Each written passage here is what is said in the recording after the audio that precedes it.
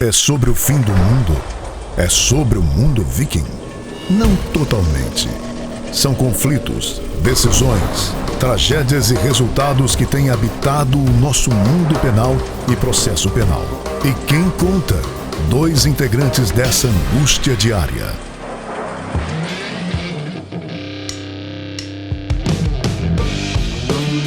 Olá, você assiste e escuta agora o podcast Processo Penal Ragnarok. Mais uma vez estamos aqui no YouTube, no Spotify, no Deezer, no Google Apps e no, estou esquecendo de um, Apple Podcast. Acho que são todas essas plataformas que a gente está lançando o podcast Processo Penal Ragnarok. Meu nome é André Guache, mais uma vez saudações alvinegras a todos os nossos ouvintes e telespectadores. Vou relembrar aqui a todos que nos sigam no canal do YouTube, podcast Processo Penal Ragnarok, ativem lá a função do sininho, né, para que recebam as notificações de atualizações.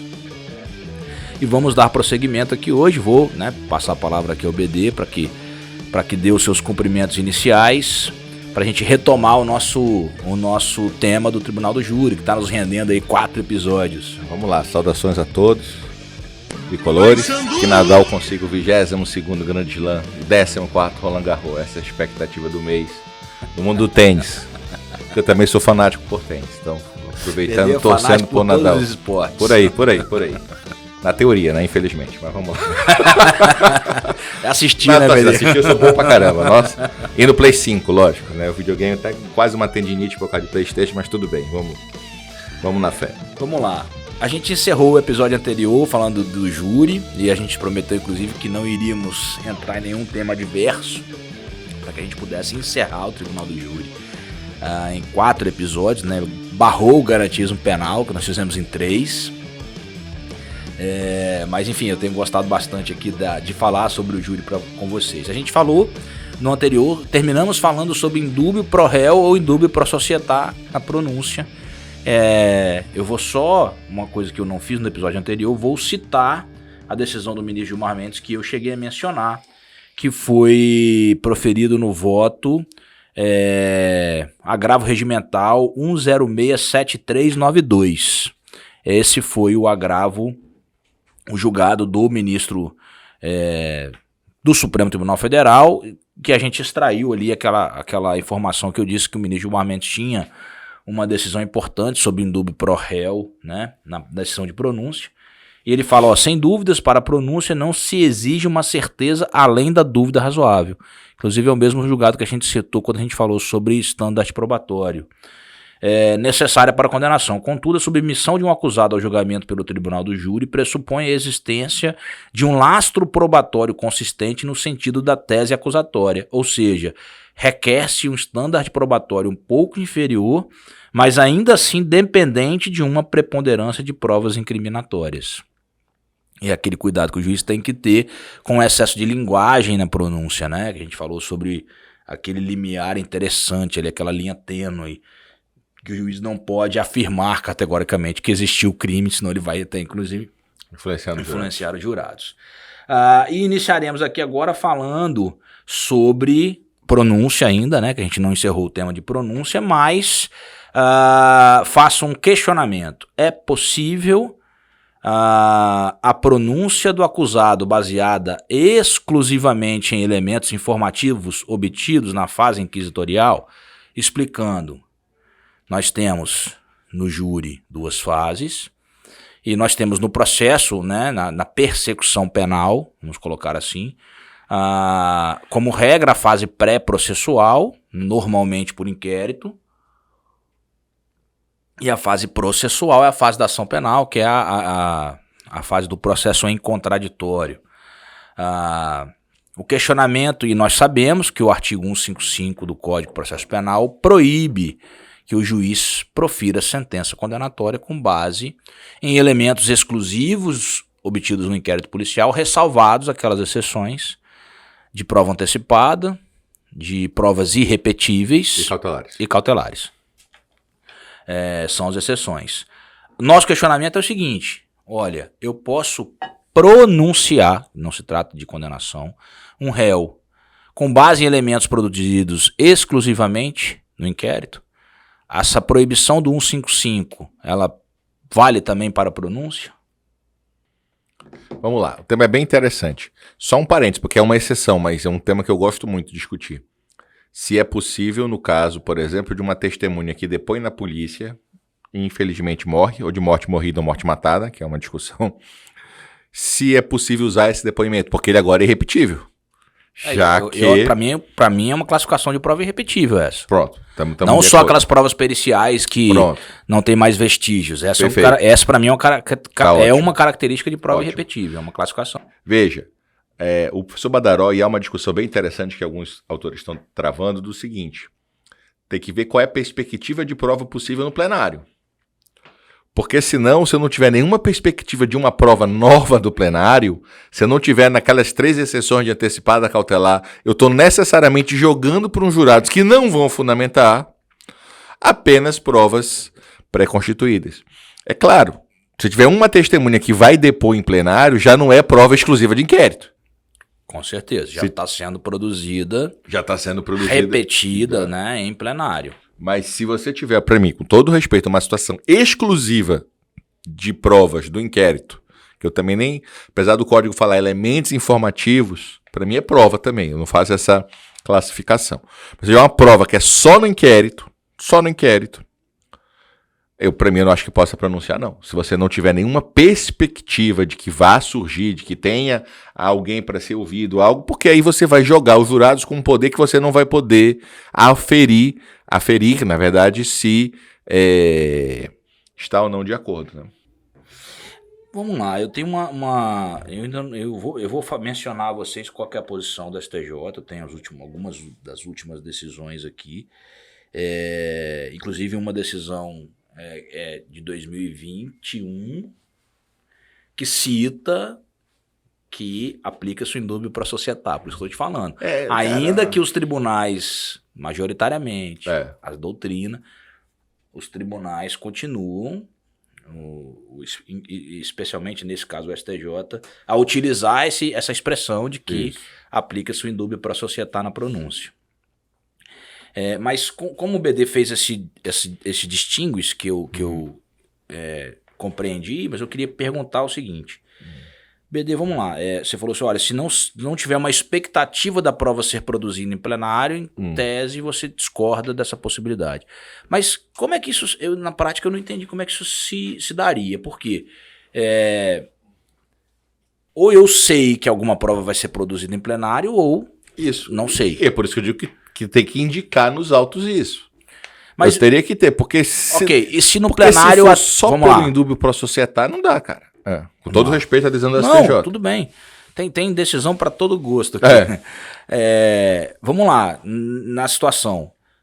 Uma testemunha que foi ouvida no inquérito, mas que não foi ouvida em juízo. Como é que é a garantia? Qual a garantia que eu vou ter que ela vai ser ouvida em plenário? Sim. Vou dar o exemplo da testemunha. Perfeito. Mas não há preclusão pelo fato de não ter sido ouvida na primeira fase. Ok. Não há preclusão. Aí o promotor que ela pode sustentar não possa. isso. Olha, pronuncie porque eu vou trazer essa testemunha para o plenário. E se ela não for trazida? Sim. Pois é. A gente vai cancelar o julgamento, vou voltar atrás. Você vai ficar com uma decisão condicional, né? Você vai estar com uma decisão que... É possível decisão de pronúncia condicionada? A preocupação para mim maior aí... Eu entendi sua preocupação, eu concordo com ela, mas eu acho que na prática eu não consegui... possa condenar alguém só com essas... Porque aí eu estou violando 155. E violando o contraditório. Por isso é que eu tendo a ter uma postura... Apesar de que, muitos falam, o júri sempre viola contraditório, por um motivo. Tu nunca sabe o que o jurado decidiu. Tu não sabe se foi a reportagem da TV, tu não sabe se foi o vizinho que contou do caso, tu não sabe se foi... o bonito ou feio. É isso mesmo. Você não tem como saber. Então é um problema do que a gente falou, eu não sei se eu falei aqui, mas vou falar sobre uma situação sobre vestes no tribunal do júri. Sim, que pode influenciar, claro que pode. Bom, assim, no STJ, eu tive curiosidade de olhar, ainda prevalece de que não viola o artigo 155. A pronúncia. Mas muitas decisões são proferidas atualmente anulando decisões com esse teor. Eu cito aqui, quinta turma, HC 435977, sexta turma, RESP 1458386, ambos compreendendo a possibilidade de pronúncia com elementos informativos unicamente do inquérito. E aí porque, veja, se você for pegar o texto não proíbe, porque o texto é condenado, tu não condena. Mas minha preocupação é como depois tu vai aferir, de novo eu tô falando errado, como depois você vai verificar se, não é aferir, como você depois vai verificar se... Vou mencionar aqui, vou ler, é só a ementa, né? Não aprofundo, mas fala, ora, embora a vedação imposta no artigo 155 se aplique a qualquer procedimento penal, inclusive dos do júri, não se pode perder de vista o objetivo da decisão de pronúncia, que o objetivo da decisão de pronúncia não é o de condenar, mas apenas o de encerrar o juízo de admissibilidade da acusação. Na pronúncia opera o princípio do indúbio pro societá, porque é a favor da sociedade que se resolvem as dúvidas quanto à prova, pelo juízo natural da causa. Constitui a pronúncia, portanto, juízo fundado de suspeita, que apenas e tão somente admite a acusação. Tudo bem, aqui tudo bem. Não profere juízo de certeza necessário para a condenação, motivo pela qual a vedação expressa no artigo 155 não se aplica à decisão. E é uma decisão de 2021. Tá. Qual é a diferença do estándar para receber a denúncia e para pronunciar? Porque se a gente for esse raciocínio que é só isso, para receber a denúncia tá a mesma coisa. E aí você, ao receber a denúncia, praticamente já vai ter... Você vai ter ampla defesa. Você recebe e manda para o plenário. Então, assim, é bem complicado. Eu só penso que nós devemos levar a sério o que é colocar uma pessoa no banco do réu no júri, cara. A gente não pode... Pois é, eu tenho uma postura assim, um pouco mais restritiva. Eu compreendo que não é possível. Ressalvadas as exceções de provas que você cautelares, antecipadas e irrepetíveis. Ou que tem uma sinalização em alegações finais de que poderia produzir outra prova, que alguma prova seria produzida. Então, BD, eu tendo a ter uma postura um pouco mais restritiva mesmo. Excetuando-se as hipóteses de exceção, sem querer ser redundante. Prova antecipada, prova cautelar e prova irrepetível, eu entendo que não seria possível a pronúncia com base em elementos informativos no inquérito policial.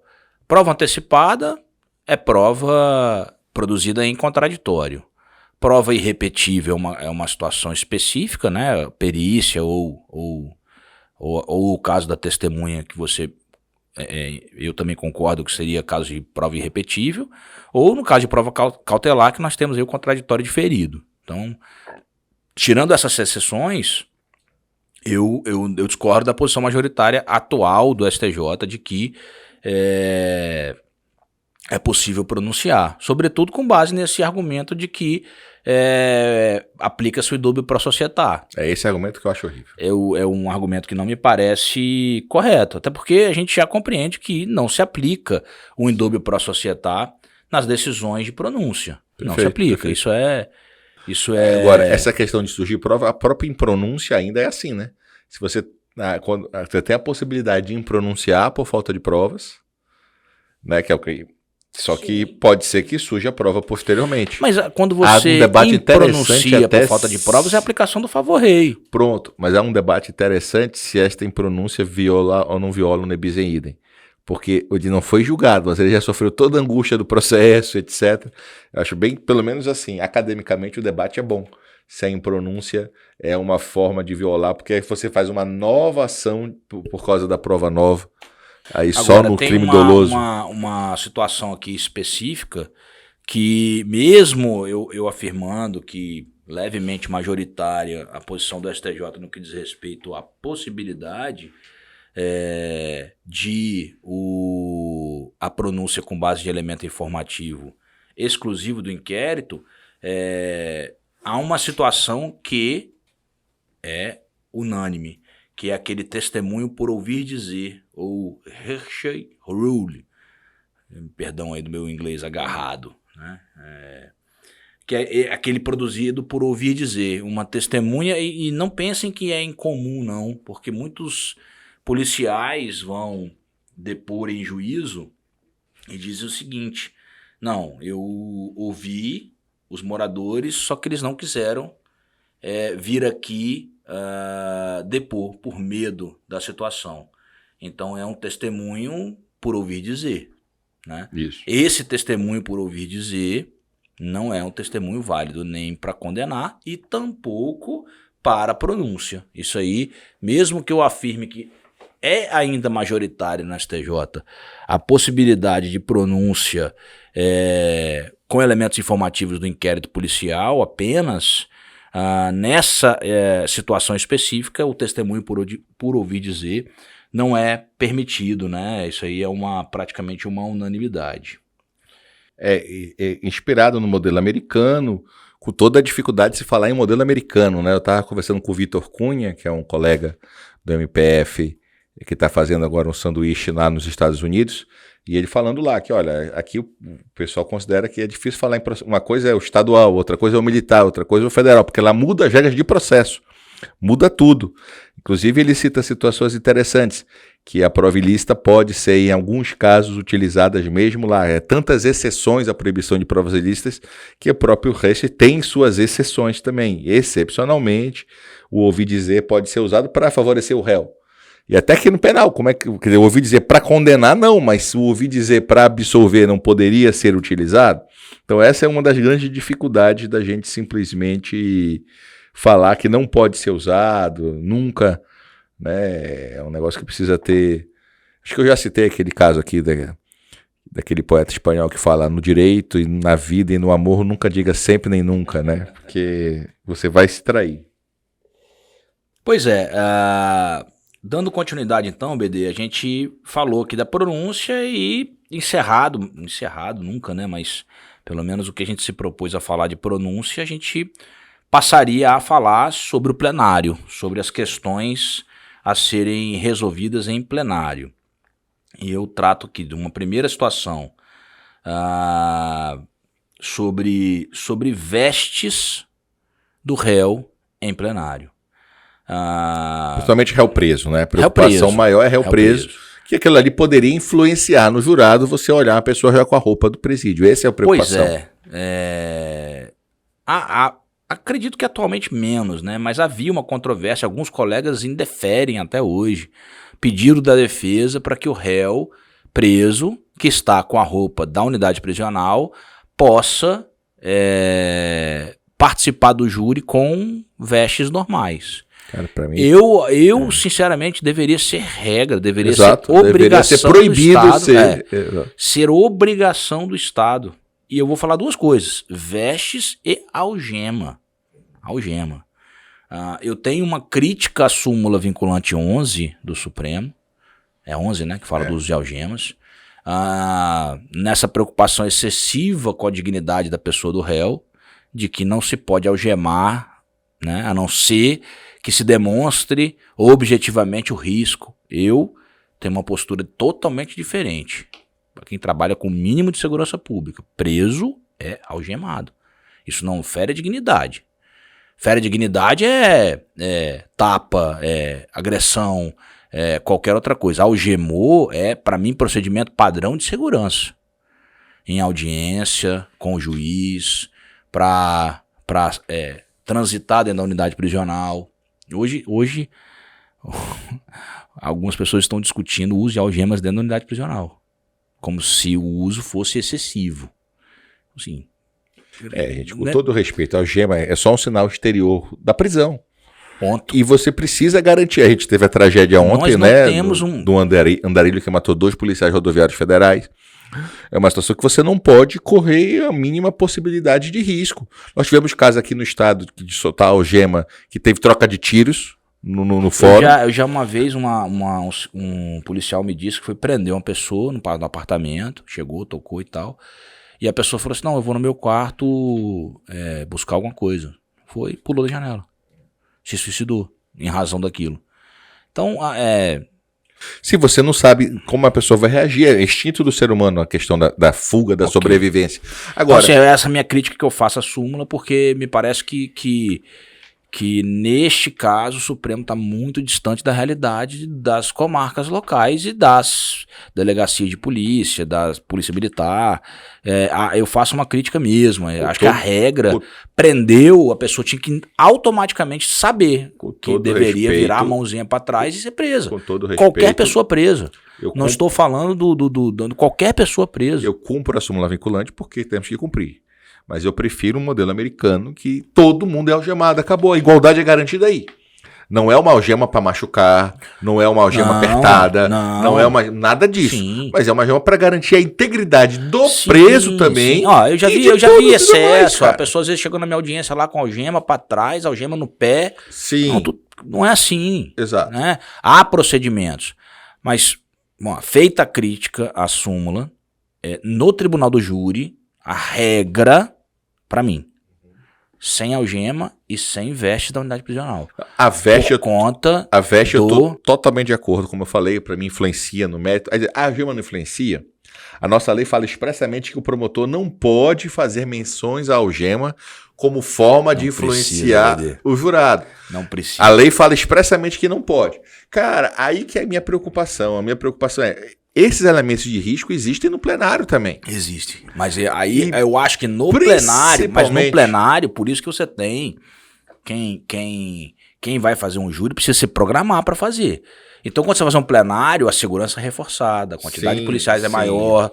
Você, na audiência, você às vezes nem tem policial. Policial, numa audiência de réu preso presencial, o policial que faz a segurança da audiência é o agente penitenciário, policial penal atualmente. Verdade. Então, cara, a regra das comarcas brasileiras, né? Porque às vezes as pessoas sempre acreditam que a regra é o que acontece no centro de São Paulo, né? Que é um centro, ou Curitiba, ou... Tudo bem que tem tempo, né? Eu fui promotor de justiça no ano de 1999 e 2000. Não devia nem falar isso pelo tempo que já tem, lá no Maranhão. Mas eu fiz júri em escola pública municipal numa sala de aula. Já fiz também. Em sala de aula. Fiz também. Então, se você faz júri nessas condições, é complicado também. Eu já fiz 2 júris ao mesmo tempo. Só. Quando você fala em, a gente vai aumentar a escolta daquele município não tinha, foi o policial junto, para poder ter um policial naquele dia lá. Então, assim, mas aí é preciso. Mas vamos lá. Ter, aí é uma situação, aí na sede da comarca. Aí é uma situação distinta, né? O que eu estou falando é o seguinte, na minha opinião, conhecendo como eu conheço os jurados, que já conversei muito com os jurados. Não, há risco. É o tipo de coisa que influencia. Eu já tive um júri que aconteceu o contrário, que realmente é complicado. Quando eu era promotor, os jurados falaram para mim e para o juiz que se ele não tivesse a chamada, eles não ficavam porque eles tinham medo do réu. Pô, o réu tá condenado. Aí eu concordo. Sim. O réu tá condenado. Não dá pro próprio jurado você ter que... Quando os jurados revelam isso, porque aí deixou de ser direito penal do fato, passa a ser direito penal do autor. Isso aí. Eu concordo que a gente precisa ter esse... Mas talvez se o juiz instruir e falar, olha, essa algema, ela é exclusiva, é uma questão de segurança para todos. Você não pode usar esta algema como critério de decisão se ele é culpado ou inocente, não tem relação nenhuma. Talvez se o juiz tivesse esse cautela, esse risco minimiza. Esse risco seria minimizado, né? Eu concordo, assim, BD, eu falo, se eu faço uma crítica feroz à súmula, não é fora da realidade, mas eu tá bom. E se eu tiver um júri com membro do crime organizado? Mas aí você vai justificar o uso da algema. Aí você vai algemar o cidadão e vai. Aí você vai. Aí eu acho que a súmula cumpre. Sim, mas aí nesse caso claro, o jurado não fica influenciado? Mas aí você vai ter. Não, claro que fica, mas não tem jeito, BD. Pois é. E se você vai julgar um psicopata? Que se soltar, ele vai morder as pessoas. Eu não estou dizendo que não é possível usar. Eu estou dizendo que a regra... Hoje, a regra é não usar, porque nós temos uma súmula vinculante. Entendi. Hoje a regra é não usar. Perfeito. Beleza? Aí eu fiz a crítica à súmula. Falei, a regra deveria ser algemado. Entendi. Entendeu? Entendi agora.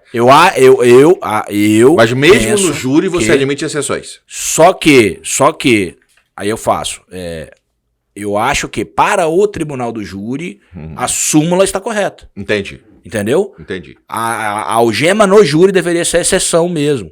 O que é regra hoje geral para a utilização de algema, eu acho que deveria ser aplicado apenas no júri. Inclusive, por conta da simbologia. Inclusive, o precedente do Supremo foi no caso de júri. O que originou a súmula foi de um pedreiro em São Paulo. Foi a partir deste precedente que o Supremo fez a súmula. Quero que entendam, assim. Eu faço críticas à súmula vinculante 11, com a exceção do tribunal do júri, a regra, voz de prisão, algema, imediatamente. Quem for. Sim, claro, lógico. Questão de segurança da autoridade policial ali, de quem Da está efetuando a população prisão, e do da próprio população preso. e do próprio preso. Ponto. Você pode algema para frente. É um caso assim, vai da mídia, permite que coloque um casaco em cima. Nós vemos isso em diversas ocasiões. Para que a mídia não explore a algema do cidadão. Você vê que a mídia quer explorar justamente isso. Não, mas aí... Beleza. No júri, a súmula cumpre sua função. Eu acho que do fato no júri, não que não possa algemar. Pode, já fiz júri com gente algemada por situações muito excepcionais, mas aí deveria ser justificado. O réu no júri, vindo ele da unidade prisional ou não, ele deveria vir com uma roupa, ou aquilo que quiser, um terno e gravata, ou calça jeans e, né, a roupa que ele quiser. E no caso do réu preso, o Estado deve fornecer as vestes. E o que acontece na prática, e aí o entendimento dos tribunais é o seguinte, olha, se a defesa trouxer a roupa, o juiz não pode indeferir, mas o judiciário não é obrigado a ter a disponibilidade da roupa. Se não tiver, aí vai ter que fazer com as vestes do presídio. E o que acontece na prática, isso especialmente no interior, não sei se você sabe, é que muitas vezes o juiz compra a roupa e deixa lá, ou faz uma vaquinha com o promotor, com o advogado, com a OAB, né, deixa lá uma roupa padrão, calça jeans, né, entendeu? Para essas situações. O que é ruim, porque às vezes a pessoa magrinha com a roupa toda folgada, você percebe que é aquela roupa que é utilizada constantemente. Então, assim, eu acho que essa é uma preocupação. Vestes no tribunal do júri. Se eu tivesse oportunidade aqui, dando aula, eu faço... eu coloco imagens. Olha as imagens do réu com a roupa do presídio e olha as imagens do réu sem a roupa do presídio e vão perceber se simbolicamente isso influencia. Toda essa discussão do psicológico, do testemunho, de como você analisa o agir das pessoas e como a imagem influencia, isso eu não tenho dúvida, isso está comprovado cientificamente. A questão das algemas me preocupa só a questão de segurança, mas na hora que você admite excepcional, para mim tá ok, porque aí é uma questão de fundamentar. Sim, senão não. Questão de fundamentar. Claro, sempre vai ter uma situação. E o juiz ter o cuidado de sempre lembrar que isso não é critério de condenação. Você não pode valorar o fato de alguém estar algemado como se for autoria ou responsabilidade ou qualquer coisa. E voltando a falar, assim, continuando a falar de plenário, uma questão sobre postura do juiz durante a sessão. E a gente pode, inclusive, fazer uma referência ao julgamento da apelação do desembargador que fez vamos botar de uma forma carinhosa, um excesso de linguagem, no que diz respeito ao julgamento da apelação. Então, qual a postura do juiz durante a sessão? A postura de imparcialidade, que tem a ver com o assento do Ministério Público ao lado do juiz, que tem a ver, me fizeram esse questionamento, assento do advogado ao lado do juiz.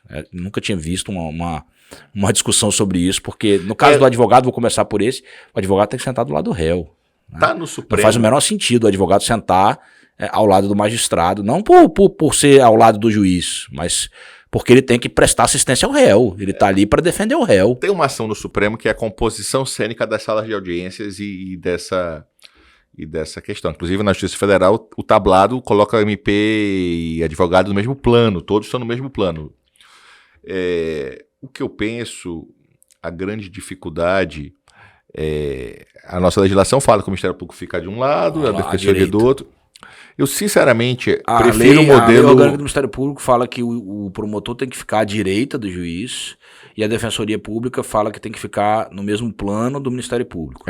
O que eu acho, com todo respeito, não é ser mais nem pior, ou melhor ou pior. É simplesmente que o ideal seria como é nos Estados Unidos, o juiz separado, MP e defesa embaixo. No júri eu concordo plenamente. Eu acho que mesmo no outro... Não, porque qualquer lugar, mas eu falo assim, especialmente no júri por causa da questão simbólica. Para o povo e para o próprio réu, parece que são 2 contra 1. O MP é parte. Parece... Você tem que compreender isso. Sim. E ele tem que ser tratado como parte, ainda que seja uma parte com uma importância constitucional diferenciada. Mas eu gosto do que o Ferraioli chama de instituição de garantia. O MP é uma instituição de garantia. Claro que é, mas o ele MP não deixa de ser parte do processo penal. Mas nesse caso, me parece que é tão pouco essa discussão, por ponto de vista, o MP não perde nada em ir para lá, não perde nada, e do ponto de vista simbólico, isso significa algo... Qualidade de armas. Eu acho algo importante para a composição. Sobre a questão da configuração, eu acho que as pessoas tendem a utilizar o argumento de isonomia. Não há hierarquia entre juízes, advogados e promotores. Claro que não há. Mas a simbologia da audiência, por exemplo, ela é uma simbologia processual. Eu enxergo assim, pelo menos. Então, assim, no processo, quem preside o processo, em quem vai decidir, em quem vai na relação triangular, o vértice é do juiz. Não estou querendo justificar aqui a altura, não, porque eu tenho uma outra justificativa que no curso de formação, nos cursos de formação, que fiz, me pareceu ainda mais razoável. Mas assim, acho uma discussão. Para tu exercer o poder de polícia, tu tem que ter uma visão mais ampla. E para ter a visão mais ampla, você precisa estar numa Nós estamos falando de uma relação jurídico-processual. Então, assim, para a questão simbólica, eu acho irrelevante, tá? Não tem problema nenhum de sentar numa mesa como essa aqui para fazer audiência. O problema não é esse. Meu, sobe vocês dois, então eu fico aqui atrás. Mas o que eu preciso é que vocês fiquem no mesmo plano. Mas o argumento de que não há hierarquia entre as partes, ele não cabe nessa discussão. Porque a simbologia da sala de audiência, ela traduz a relação jurídico-processual. E quem tem poder de polícia na relação jurídico-processual, evidentemente tem uma posição diferenciada. Por quê? Quem é que vai determinar a prisão em flagrante de quem esteja praticando atos que tumultuem a audiência? Quem vai determinar que saia da sala de audiência ou do tribunal, do salão do júri, é o juiz. Então, assim, na questão da simbologia, estaria justificável. Embora eu acho, assim, sério, assim, uma discussão pueril. Mas existe uma questão relativa à segurança do magistrado que as pessoas não compreendem às vezes. Aquele tabladozinho, eu falo assim, para além da questão simbólica, é uma barreira de proteção importantíssima para quem trabalha em certas jurisdições, criminal, família, que as pessoas não acreditam, né, que uma das carreiras, uma das competências mais complexas de você exercer é o juiz de família. Nossa Senhora, que sofre muitas ameaças. Claro. Porque você, às vezes, destituir o poder familiar, você impedir a visitação de uma criança, você fazer isso com um pai ou uma mãe, as pessoas mexem com um emocional bem diferente. Então, não é um caso, não, são inúmeros casos que juízes foram atacados em audiência. Sim. Que pode acontecer com o advogado, pode acontecer com o promotor, pode acontecer com a testemunha, com todo mundo. Então, você tem que resguardar a segurança de todos. Mas convenhamos que talvez a parte mais visada ali numa situação como essa é o juiz. Então, sobre essa questão da posição, a simbologia do ato é de relação jurídico-processual, não tem nada a ver com hierarquia. O advogado vai continuar não tendo hierarquia com o juiz, assim como o promotor não. Isso não muda pela divisão, né? Pela disposição dos móveis em audiência. Por isso que eu falo que é uma discussão que em audiência comum eu vejo inútil. O juiz, o promotor, o advogado, acho inútil essa discussão, porque eu, quanto juiz, e o juiz, como regra, não vai privilegiar a acusação porque ele está sentado à direita dele. Sim, não tem sentido. Aí vamos pro júri. Aí eu concordo. Porque aí a simbologia vai afetar quem? Leigos. Aos leigos. E aí eu falo assim, olha, a experiência, né, vai gerando a gente uma preocupação maior. O promotor tá ali do lado, muitas vezes o promotor quer falar alguma coisa com você, aí aquela conversa de pé de ouvido do juiz e promotor no júri, não façam isso. Nem juízes, nem promotores, porque isso influencia os jurados. Eu vi isso do jurado. Sim. Os doutores são amigos porque estão ali, podem ser amigos, não tem, né? Não tem essa proibição. Mas isso é ruim para o tribunal do júri. A postura do juiz durante a sessão plenária, quando eu dou um curso de júri, eu tanto para promotores de justiça quanto para advogados, eu falo sobre isso. Precisa ter uma postura, claro, um cuidado muito maior, porque qualquer coisa que você fala ou diz, você pode influenciar os jurados. Sim. Então eu sempre tive essa preocupação, falar com os jurados, olha, não tentem decifrar o que eu estou pensando, porque vocês não vão conseguir.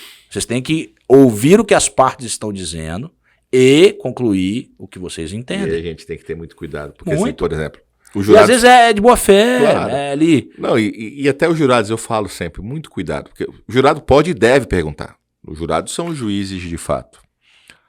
Mas eu perdi, assim, anulou um júri, que eu estava presente como promotor, porque uma jurada, quando foi fazer a pergunta, começa falando assim, eu já estou convencido que ele é culpado. Eu quero agora só saber tal coisa. Aí eu digo, Essa parte de você passar os jurados para perguntar Ai, eu digo assim, eu já tive uma situação, sabe o quê? Meu Deus do céu, tudo que Vou foi botar feito, todo o trabalho. Então, Eu vou assim, botar uma esse vez. cuidado a gente tem que ter. Esse é o problema, às vezes. Por isso que a gente fala, o leigo não tá de má fé, ela não tá... Não. Mas... Eu tive uma situação seguinte, que eu tava julgando crimes conexos, né? E aí na votação secreta já, a situação a tese era de negativa de autoria, e aí você explicou o primeiro quesito, o segundo quesito, o terceiro quesito, eu falei, ó, a tese de negativa de autoria, o terceiro quesito obrigatório. E era o primeiro crime, tinha mais 2 ou 3 crimes para serem julgados. E os jurados adotaram uma postura aparentemente contraditória, digamos assim, reconhecer a autoria e absolver no quesito quesito genérico. Cara, o MP que recorra, né, Claro. por considerar que a decisão foi contrária à prova dos autos, ele teria essa oportunidade. Mas quando saiu o resultado, o jurado bateu na mesa assim, vocês não entenderam, não? Assim, aí eu não acredito, cara. 10 horas de júri, na votação tu me faz isso. Aí então, o promotor olhou e falei, vou Então, suspender a sessão, vou remarcar, porque não dá. Como é que os jurados vão voltar aos próximos crimes aqui? Não tem condição. Né? É complicado. Cara. Júri tem disso aí. Tem um julgado do STJ aqui que ele fala justamente um promotor na sua sustentação oral ali, ele faz meio que uma pergunta genérica, né? Falando assim, não é... Assim, eu lembro do julgado, eu vou achar esse julgado aqui, que ele fala... não seria isso? Aí o jurado responde, é crime mesmo. Só que o juiz, a defesa pediu para registrar em ata, e o juiz manteve, né, prosseguiu com o júri, né, até porque é aquele negócio, não sabe se vai ter prejuízo ou não, e o cidadão foi condenado e o STJ anulou esse julgamento por conta dessa questão específica. Então, é muito sensível, assim, quem trabalha com júri tem muita história, né, eu tenho um bocado, assim, de história. Por isso que eu tinha um costume de fazer reuniões com jurados. Cada sessão minha lá durava 6 meses, cada reunião, né, cada pauta minha, durava 6 meses, depois trocavam os jurados. Eu fazia reunião, eu mudei muita coisa, assim, por ouvir muitos jurados. Claro. Eles falavam assim, doutor, que a gente fica agarrado 6 meses aqui. Aí eu falava assim, quem foi sorteado 3 vezes tá livre. Seguidas ou alternadas, tá livre. Sim. Não precisa, pode me pedir dispensa que eu vou dispensar. Então eu colocava mais suplentes, fazia algumas coisas assim. Claro. Foi tudo experiência, assim, de ter ouvido. Eu gostava muito do júri. Eu saí do júri porque você precisa dar um tempo. Sim. Porque o júri é uma situação que você entra 9 horas da manhã e eu já fiz júri de 3 dias, né? Sim. É muito difícil, assim, você não consegue programar muito a sua vida. Para quem quer ter vida acadêmica, eu estava precisando terminar, voltar para o mestrado para terminar, eu precisava de um pouco mais de... Previsibilidade. Isso aí. Mas eu gostava bastante, assim. Então tinha essa preocupação com postura, a preocupação de você ter o controle nos debates, você tem limite, né, dos debates ali, os limites legais com relação a uso de algemas, a pronúncia como argumento de autoridade. Nós temos essas questões aí que eu sempre tive... Os apartes agora estão regulados. O aparte, depois da reforma de 2008, isso, não existe mais aquela história do advogado pedir o aparte ao próprio advogado. O promotor pediu ao advogado, o advogado pedir ao promotor. E só que o pessoal continua. Claro. Eu não vejo problema, assim. Eu só falo o seguinte... O problema é a garantia do devolver o tempo depois. Até com isso, eu falo o seguinte, eu falo, pessoal, lembrando que o aparte é solicitado ao juiz. Sim. Se vocês almejarem solicitar entre vocês, não tem problema, mas se abusar, eu retomo essa prerrogativa e vai ser feita a mim. Por quê? Sim, pode tumultuar. Tem gente, tumultua. Toda hora uma parte. Aí você tira o raciocínio. Claro. Enfim, é uma coisa. Mas falando sobre o assento do Ministério Público ao lado do juiz, só lembrando que numa decisão específica, o Supremo Tribunal, o STJ, relatoria do ministro Gilson Dipp, em 2003, esse julgado entendeu que não havia inconstitucionalidade nem ilegalidade. Ele fez a igualdade entre as partes, defesa e acusação no Tribunal Popular, é verificada pelo mesmo tempo que se dispõe para, em pé, da mesma forma, diante dos jurados, possam proferir suas alegações, sustentando a tese defensiva ou acusatória. A posição do patrono ao lado do réu possibilita melhor comunicação entre eles, facilitando eventuais orientações e obtenção de informações para a promoção da defesa. Eu concordo plenamente com essa afirmação. Eu falo do promotor sentar no mesmo plano que o advogado no júri. Agora, não faz o menor sentido o advogado sentado. A Defensoria Pública tinha um pleito nesse sentido. Sentar ao lado do juiz no júri. Como é que você vai exercer a ampla defesa? A defesa técnica, se você não puder conversar com o seu cliente ali. Sim. Sabe? Eu acho uma... que me perdoe a franqueza aqui, eu acho sem sentido. Né? Vamos lá. Mais alguma coisa, BD, que você lembra de falar sobre isso? Assento do juiz. Vou fazer uma pergunta aqui. Vamos. O advogado pode simular um desmaio? Cara, a palavra no meio do simular júri? Ele não pode mais nada, né? Mas simular não dá, né, cara? Mas claro que eu tô falando de um fato noticiado aqui no Estado do Espírito Santo, que teve repercussão nacional, e que tem a ver, talvez, com a ampla defesa, com a abuso, plenitude, né, de defesa, e que vai ter a situação com abandono do plenário por advogados. Inclui também abandono pelo Ministério Público. Qual que é o limite da ampla defesa ou da plenitude de defesa? Eu cheguei até a fazer uma distinção, que não é todo mundo que concorda, mas que pelo menos por que se fala em plenitude no júri, por que se fala ampla defesa de uma maneira geral, e eu concordo que são termos sinônimos, mas talvez por conta da possibilidade de se valer de alguns outros argumentos ou provas no tribunal do júri que seriam pouco usuais no processo de conhecimento normal. Mas isso também é uma controvérsia. Talvez a maioria da doutrina entenda que são sinônimos. Mas acho que a gente debateu isso dois episódios atrás sobre abandono. Abandono também? Acho que a gente falou um pouquinho. 2 episódios. Mas, enfim. Depois também do nosso episódio já aconteceu vários casos no Brasil recentes que... Tô lembrando aqui, a gente falou mesmo, pra gente não ficar redundante, né?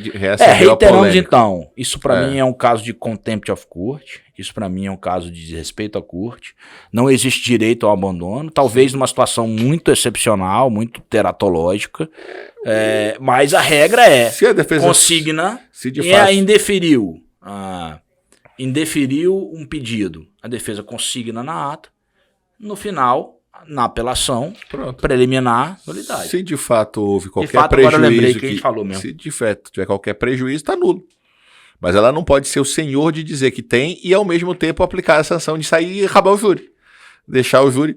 E nós chegamos a uma loucura de alguns juízes ter que nomear defensor dativo reserva para ser no meio preparado para se acontecer, porque... Olha, o advogado tá ameaçando de alguma forma, já abandonou outras vezes, então vou nomear um defensor público ou um defensor dativo. Isso é uma loucura. Para que se ele abandonar, ele possa exercer a defesa ali no momento. Absurdo, é uma loucura. Né? Então assim, a gente precisa...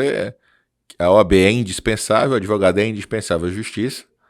E, de novo, aquele problema, saber qual é o regime jurídico, né? O que significa isso? Se você acha que está tendo abuso de autoridade, se você acha que está errado, levante a tese.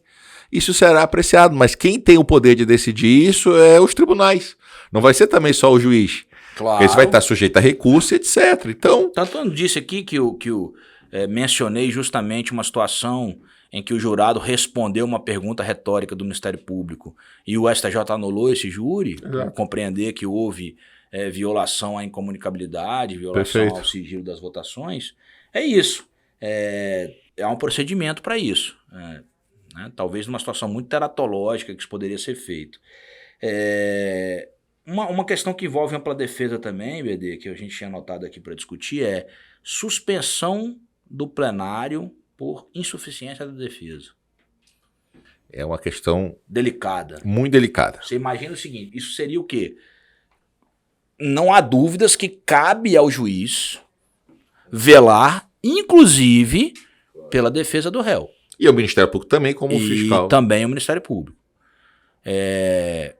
O problema é como fazer isso na prática e todo o constrangimento de se fazer isso na prática. Mas mas tive casos na comarca onde eu trabalho que a juíza reconheceu insuficiência de defesa. Eu não vou entrar no mérito se estava correto ou não, mas fez isso. Suspendeu o júri, remarcou o júri. Súmula 523 do Supremo, ausência de defesa nulidade absoluta, defesa deficiente nulidade relativa. Se você verifica, de fato, que a defesa foi por uma linha que está contraditória com o réu, que não está fazendo perguntas, que não está adequada, que está num bad day, que está numa situação completamente que não houve o respeito a isso, é melhor você fazer isso do que insistir num processo que depois será anulado. Então, é uma questão de economia processual. É claro, o advogado, quando o juiz suspende, ele tem que comunicar ao OAB, obrigatoriamente. O cara tem que ser punido. De fato, você está interferindo, ele pode participar do segundo júri, ou isso implica necessariamente de você não permitir que aquele advogado mais faça aquele júri. Tem uma série de questões paralelas, porque a lei, mas que a jurisprudência fala. E aí eu digo mais, isso é comum até no júri, mas isso é para qualquer processo. Claro. Isso não pode ser exclusivo. Eu ia falar assim, eu já tive uma situação na fase, num processo comum, em que é um constrangimento ruim, mas era um como no interior, assim, muitas vezes a gente não tem defensoria pública lotada nas unidades, a gente se vale muito de advogado ativo, e advogado ativo, até para você ser o mais imparcial possível, você tem que seguir uma lista, um critério objetivo, não nomear o mesmo advogado ativo ou 3, 4 advogados ativos numa situação que eu acho que é ruim, embora no código não regule nada, mas eu sempre tive essa postura de ser transparente. Atualmente o TJS, inclusive, tem uma regulamentação obrigando isso. Olha como o garantismo é uma expressão que, como eu falei, um coringa para tudo.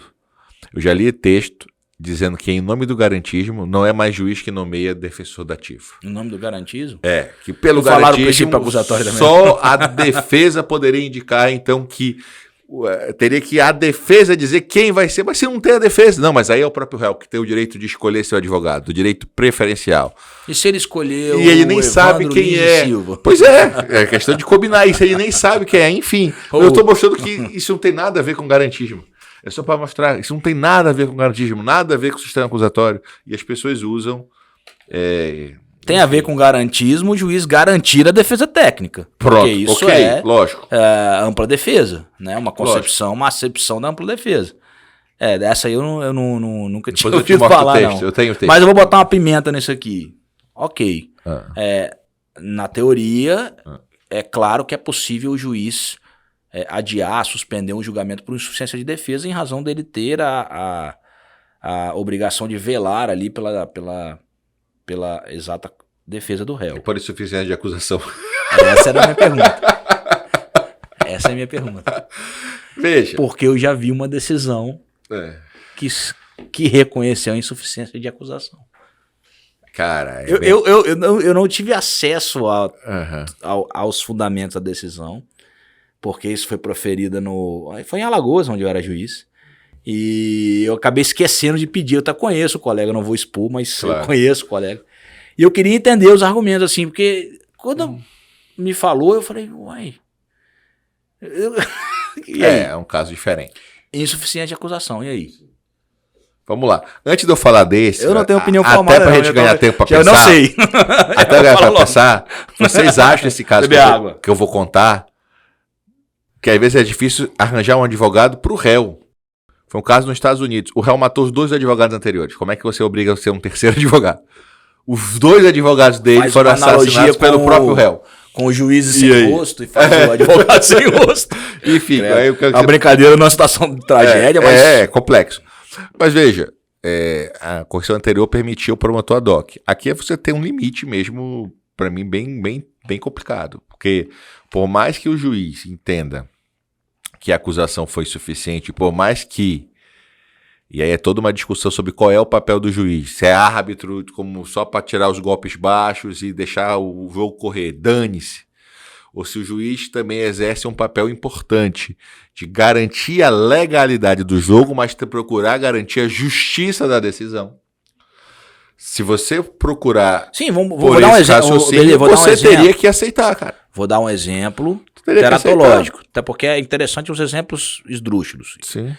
Você percebe naquele não julgamento... leu os autos, aí não sabe nada. Não fez uma pergunta para testemunha. Ou não, que ele está de má fé, inclusive. Aliviando, né? Estou dando um exemplo teratológico, não é um caso concreto, mas um exemplo teratológico. Até que ponto o juiz pode interferir no estado da acusação?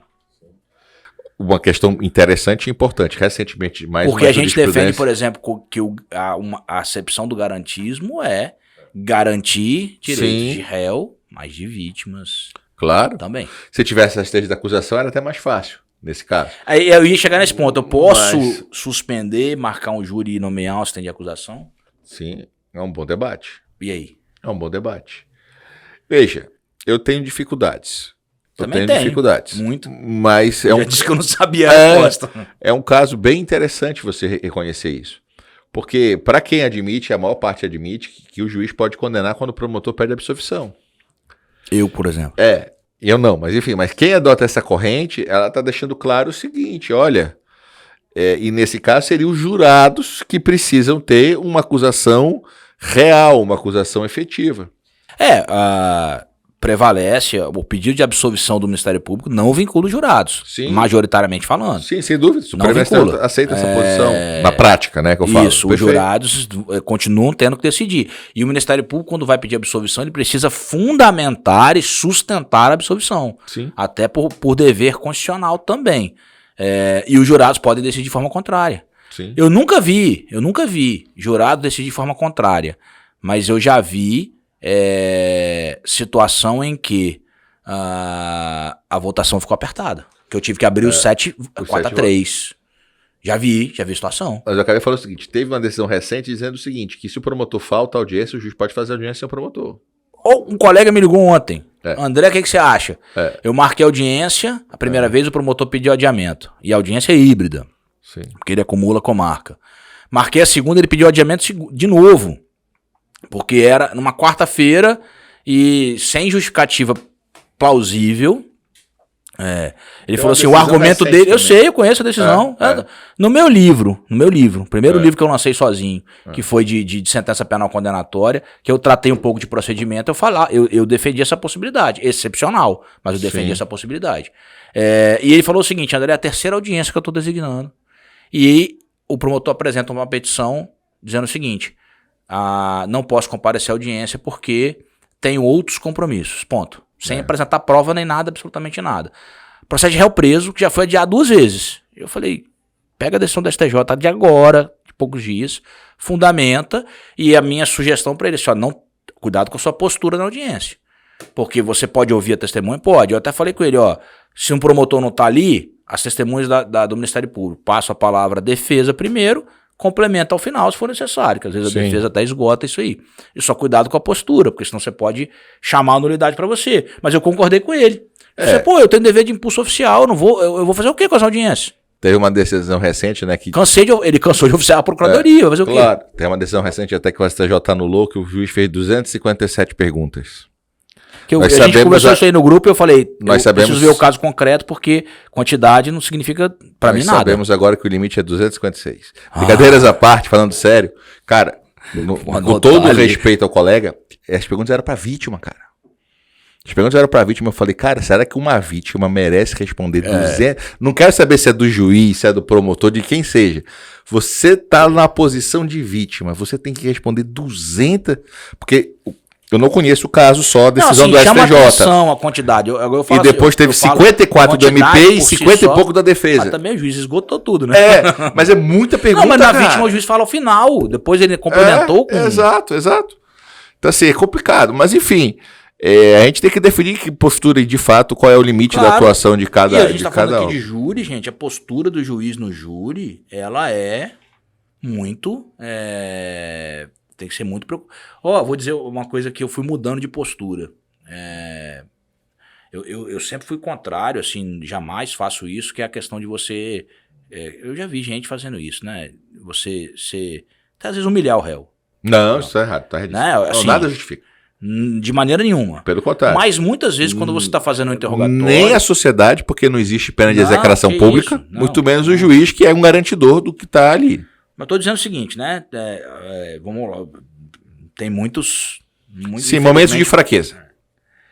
Não é isso não. Tô falando disso não. Assim, tem muitos exemplos aí. Sim, nós vimos exemplo agora de um desembargador que perdeu a cabeça e, né, num caso de e com a melhor das intenções, porque talvez, o que ele falou ali... ele meio que desabafou, parecia, né? Não foi uma coisa para humilhar o réu. Exato, ali não foi. Ali foi uma questão de assim... Mas assim... constrangedor. Você vai entender onde eu vou chegar. Mas eu fiz curso de interrogatório, fiz curso de... em Alagoas eu tive muito isso, era muito bacana, assim, até relembro com muito carinho, muito saudosismo, assim, porque eles tinham uma preocupação com a formação do juiz muito interessante lá, não que aqui não tenha, mas lá tinha muito curso nesse sentido. A gente fez um curso sobre interrogatório, com um policial federal até, e aí você acaba, no interrogatório eu acabava sendo, assim... Porque pra mim eu queria tirar dúvida mesmo, eu queria que o réu me falasse o que era e tal. Então apontava contradição, às vezes de uma forma, não, mas você disse aqui, mas como é que é? Se você disse aqui assado e tal, você tinha uma postura um pouco mais... E eu comecei a gravar as audiências logo cedo, né, e os depoimentos eles eram exibidos no júri. Aí eu ficava preocupado com a postura que eu tinha que ter na primeira fase, porque eu falava assim, não, pô, eu vou interrogar ele pra eu decidir se vai ou não, então eu comecei a maneirar, digamos assim, a ter mais preocupação com isenção, com postura no interrogatório do réu na primeira fase, porque ela seria muitas vezes exibida no plenário do júri, porque os promotores ou os advogados pediam para exibir o vídeo da audiência. Eu penso em interrogatório muito como meio de defesa.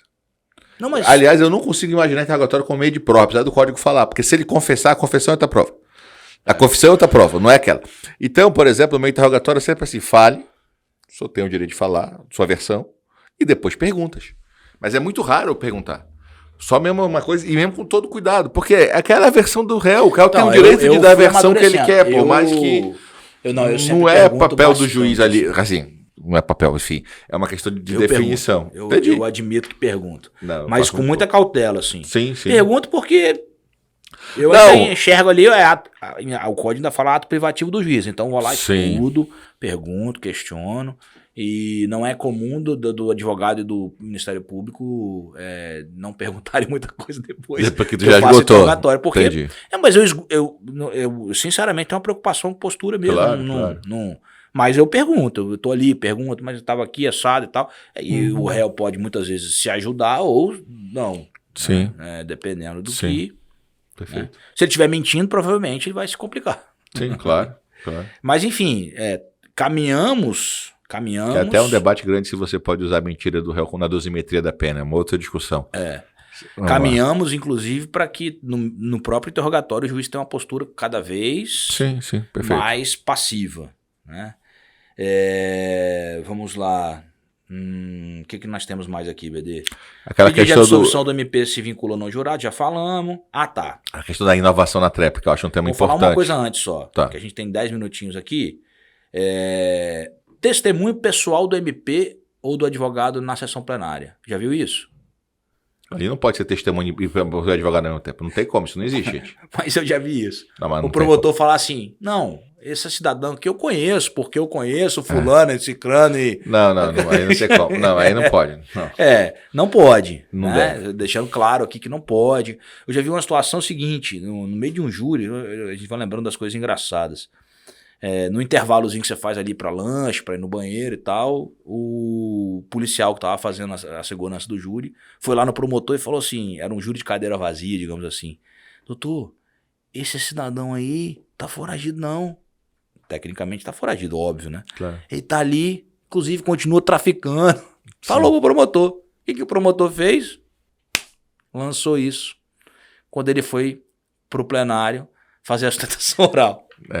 Ele disse, na hora, eu falei, pô, doutor, o senhor não pode fazer isso. Sim. O senhor tá equivocado em fazer isso e o sargento aqui tá equivocado em lhe procurar e falar isso. Porque isso é um testemunho pessoal seu, isso não tá nos autos, não tem como influenciar. Você dizer pra mim que o cidadão tá cometendo crime, como? Sem prova, sem absolutamente nada, vem aqui falar isso? Não. Com poder de convencimento? Mas já começa o sargento errado, que sabe onde tá o foragido e não prende. Não foi prender, né? Deveria prender. Já começa daí. Mas isso, então, não há possibilidade, nem MP, nem advogado, acho que pra mim não dá testemunho pessoal do caso aí, porque conheceu o vizinho, ele não pode fazer isso, senão não poderia nem fazer a sustentação. Abandono do júri de advogado, já falei. Se o réu pode responder apenas as perguntas do advogado, a gente já fez um podcast sobre isso especificamente. Porque isso foi tudo que o pessoal veio me mandando no Insta, viu, BD? Se ele pode ou não pode, nós temos um podcast, vou remeter esse podcast, eu e o BD compreendemos que ele pode, mas há teses em contrário, né? Isso. Porque se a gente compreende que ele pode o mais, que é ficar calado, ele pode o menos, que é responder as perguntas apenas do seu advogado. Então a gente tem essa compreensão, mas tem muita gente boa que defende o contrário, né? Que defende que ele não pode fazer isso, que a partir do momento que ele fala isso tem que ser encerrado o interrogatório. Tem uma decisão da quinta turma do STJ, inclusive, nesse sentido. Pois é. E aí vamos falar, eu acho que praticamente duas questões que eu acho que a gente poderia, para poder fechar o podcast de hoje. Inovação da tese da defesa na tréplica e a questão dos limites de uma decisão do Supremo sobre legítima defesa da honra. Né? Vamos lá. Que eu acho que é interessante a gente falar também. No caso da inovação, eu até publiquei um artigo com o professor Gustavo Sena. Vou publicar um artigo que a gente tem uma posição um pouco diferente. Eu queria compartilhar com vocês. Todo o debate aqui seria uma suposta colisão de direitos. O direito ao contraditório e o direito da ampla defesa. Porque se você inova na tréplica e a defesa fala por último, o MP não teria oportunidade de rebater essa nova tese. E aí você violaria o contraditório. Que hoje são 3 elementos: ciência inequívoca, oportunidade de manifestação e obrigatoriedade do juiz de apreciar. Só que eu penso, pelo menos eu e o Sena, que a gente pode ter um jeito de compatibilizar os dois. Tem um jeito, que seria o quê?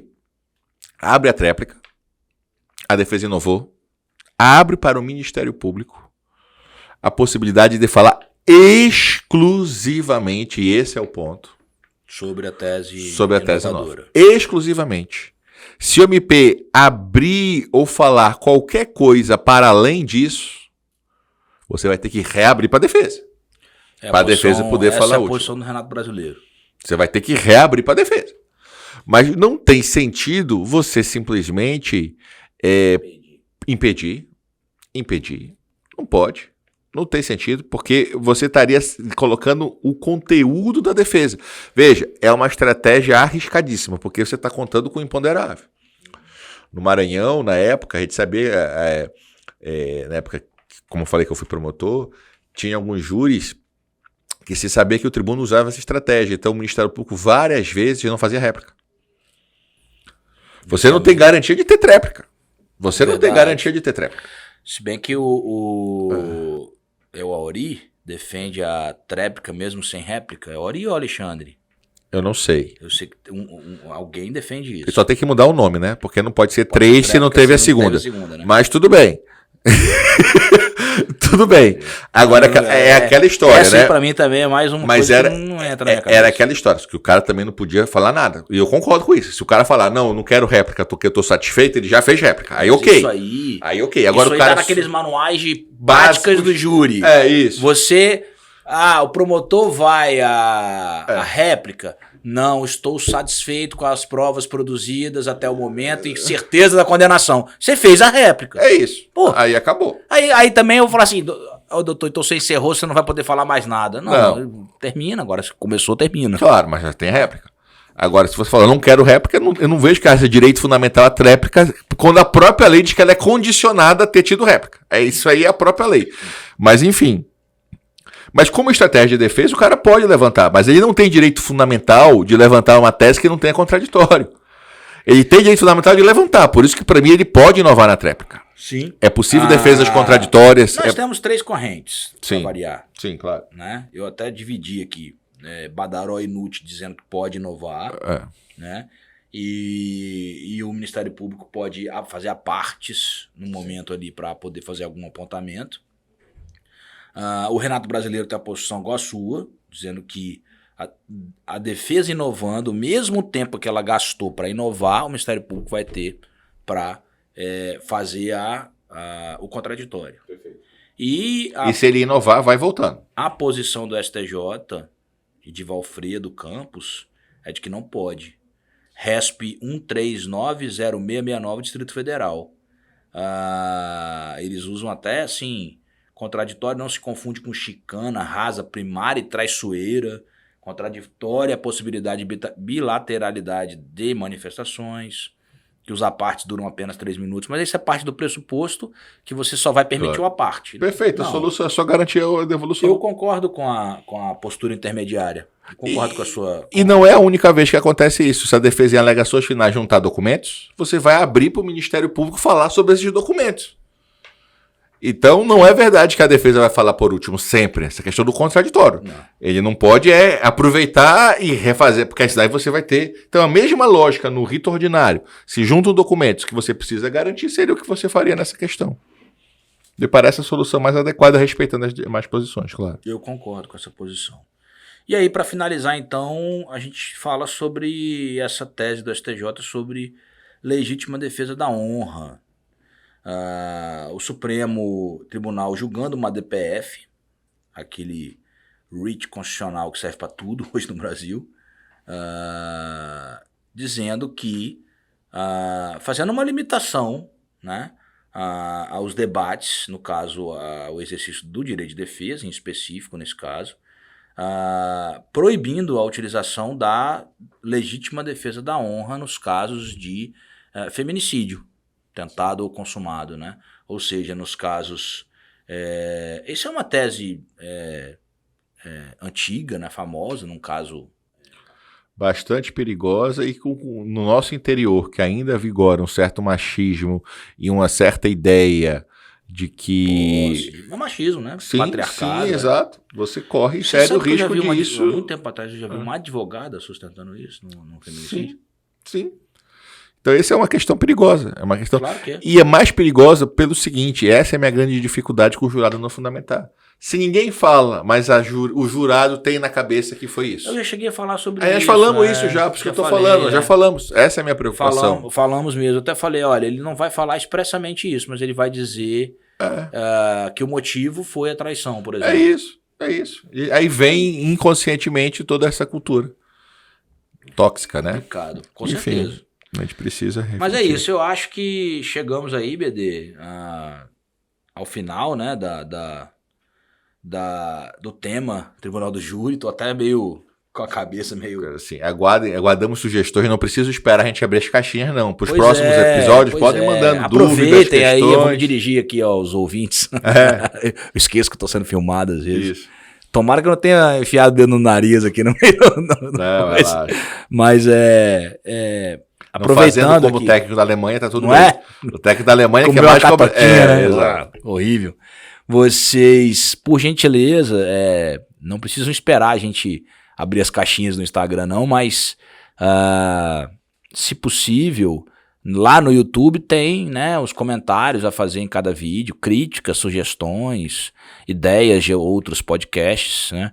A gente sempre colhe essas sugestões com muito carinho e muitas vezes viram de fato podcast mesmo. Exato. Teve mais de uma oportunidade que a gente estava programado para falar sobre um tema e a gente mudou em razão de uma sugestão de ouvinte. Perfeito. Então a gente, né, solicita aí esse feedback.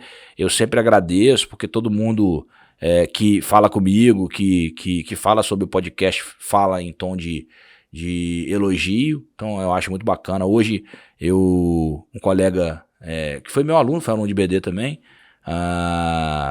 passou no concurso de promotor, acredito eu que no Ceará, e mandou um áudio para mim agradecendo, Chandler, o nome dele. Um abraço até para ele, parabéns aqui público. Ele disse que os nossos podcasts, os dois, sobre o Tribunal do Júri, ajudou muito ele na prova de tribuna. Então, assim, bacana, né? A gente, assim, a intenção é essa mesmo, desde o início, democratizar. A gente não está recebendo um centavo, por isso é gratuito, e o objetivo é justamente... E a gente fica feliz que, de alguma forma, é claro que a competência dele e a dedicação é que foi fundamental, mas se qualquer coisinha que ele tenha lembrado nessa prova de tribuna que tenha ajudado, a gente fica muito feliz, assim. Eu falei com ele, fiquei muito feliz com o que você me falou, especialmente pela aprovação dele, que eu conheço, assim, o tempo que ele está se dedicando a isso. A vida acadêmica de professor, esse que é o grande presente, o grande privilégio, você ajudar as pessoas, você tem essa missão de tentar transmitir, ajudar o conhecimento e não ficar para si só ou qualquer outra coisa. Então, que legal, muito feliz também. Bom, encerramos então, um abraço a todos, lembrem-se, por gentileza, de se inscrever no canal do YouTube, de apertar o sininho lá para receber a notificação, ou também para aqueles que preferem seguir a gente no Spotify, no Apple, Deezer e Google Podcast. Também fiquem à vontade e um grande abraço a todos aí. Valeu, galera, até a próxima. Produção de podcast Vervo Digital.